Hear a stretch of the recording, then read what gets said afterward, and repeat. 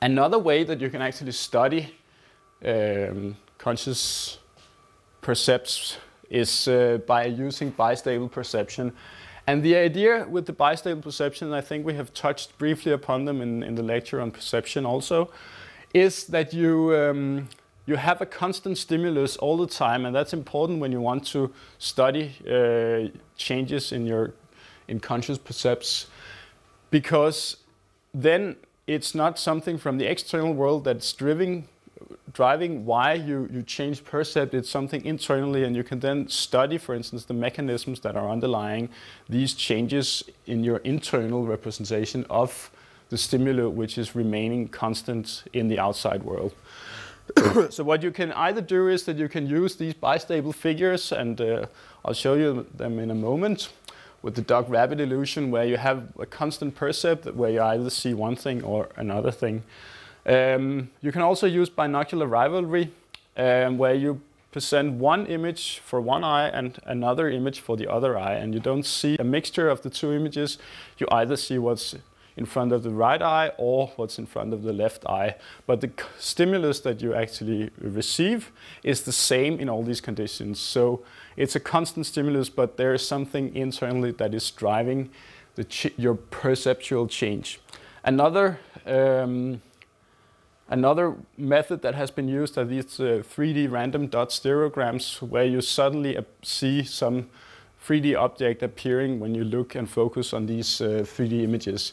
There you could argue that you have to change the position of the eye, so you're doing something actively in order to actually get into that situation where you can see the 3D stereogram, which means that it might not be as good a model to study changes in percept alone without having changes in stimulation. So these are some of the most famous images. You know, the famous vase and double face illusion, and also the duck or rabbit and the Necker cube, which is either pointing towards you or away from you. All these, which were actually discovered back in the middle 19th century, with having both this young lady and the old lady in the same image at the same time, and then a lot of these were printed in newspapers at that time. So that has actually been around for many years, and now the cognitive psychology and the experimental psychology community have taken these up in order to study the phenomena. So some of you look a bit puzzled. Ah.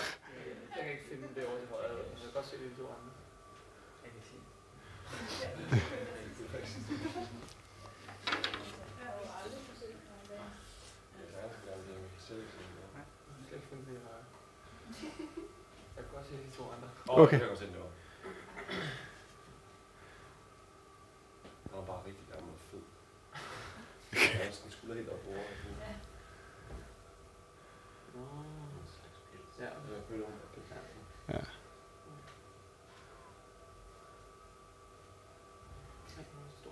Og hvad med de andre? Fik I set dem? Okay, so the idea is here that you can actually study these, for instance, presenting them for subjects, and then in some ways let them report that they see either one thing or the other. That, on the other hand, also leads to a problem, because if you, for instance, as this case is with the binocular rivalry, where you have in front of the left eye these red lines and this green face in front of the right eye, and you have this changing percept. If you actually let the subject, for instance, press a button every time that you change percepts, if you, for instance, study brain activity with fMRI or something similar, you will then have, every time you change percept, you will also have a motor response. And when you then have that, you cannot really find out whether the activity that you study with the brain scanner is something that's related to the perceptual change or to the motor response.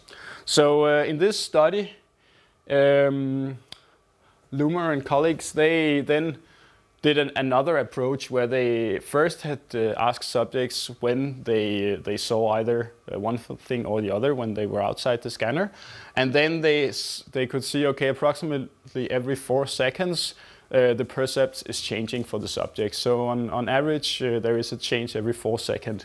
So what they then did was that they actually looked for a brain activity that was changing every 4 seconds, irrespective of whether they actually knew exactly when they had the changing percepts. And then they could see, for instance, that these areas that were lighting up here, they were following this area here, and in the same way they could also see that when they took one region down here, which was changing every 4 seconds, you could see other areas that were following, and again these parietal areas. So you had these separate subnetworks that were changing when at a frequency that matched what they had seen outside the scanner when they were perceiving the change from the lines to the face. So in that way, they sort of inferred that, okay, that could be areas that were related to the experience of changing visual perception. Another group did the study with the random dot stereograms, and I don't even think that you can see something on this representation of it. And they found, again, some of the same areas. You both have the temporal lobe and you have the parietal lobe. You have the intraparietal sulcus, and you also have some more prefrontal areas very close to the premotor cortex, and also some areas down here in the thalamus that changes percept when you had this pop-up of this 3D object that suddenly appeared to them. Of course, in that study, they had the problem with reporting when they had this pop-up sensation. So that's always one of the limitations with these studies, that you have to keep in mind that you also report something whenever you have these changes in percept. And one of the, at the moment, very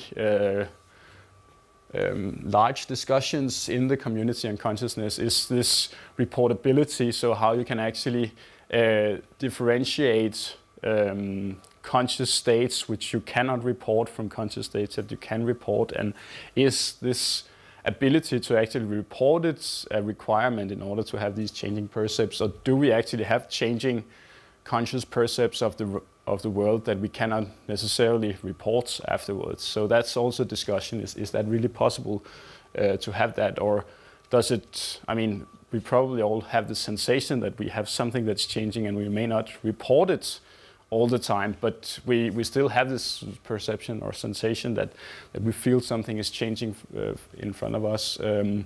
But is it then not really a conscious state if we don't report it? Or so that whole discussion is still ongoing and not solved yet.